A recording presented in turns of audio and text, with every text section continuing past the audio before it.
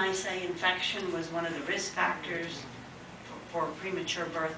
Well, in this case, if I went to the federal, I believe it's the CDC website to look up these, it may have been FDA, excuse me, let me look. The federal drug. I have it right here. And even in their own language, for example, here, on the trail of a killer, the family of a 21-year-old California woman suing the makers and distributors of RU-486.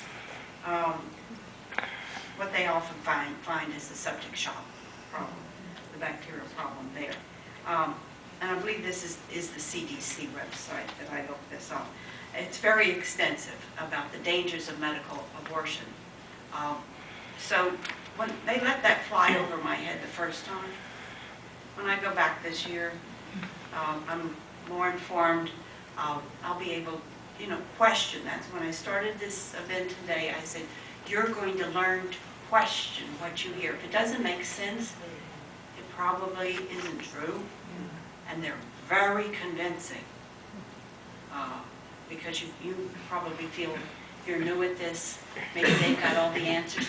You've got common sense or you wouldn't be here today.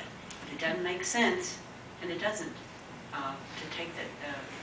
to introduce the instrumentation or to put yourself in a situation of setting up an infection process. That's going to contribute. And what we are about is the link. You're going to find more information over there. They tried to tell me that our studies weren't powerful enough. We have met all those criteria.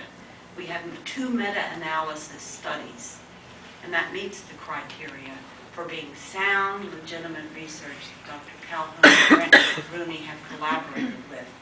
So they, if they'll look at our research, they'll find we have it.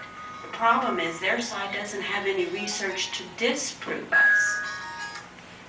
And this has been a learning curve I've had to go through for 5 or 6 years, so be patient with yourself as I've had to be. Okay? You'll learn it too. You'll be able to participate in your facilities or in your families for them. So I won't go through the rest of this. In the book, and I hope everybody gets this eventually, Unplanned, I guess you can get it online. Abby Johnson talks about how horrible it was to go through her chemical abortion.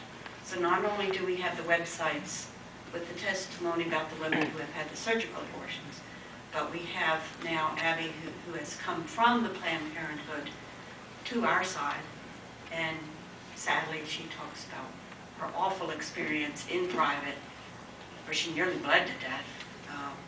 And a lot of that's a part of the consequences, the hemorrhaging. You can still end up in a surgical situation following a medical abortion. These are the dangers, and I hope I've covered that for you. So I think, are we okay on time? Any questions, or we can get to them later? Take a break. It's well deserved. All righty? Thank you. 10-minute break.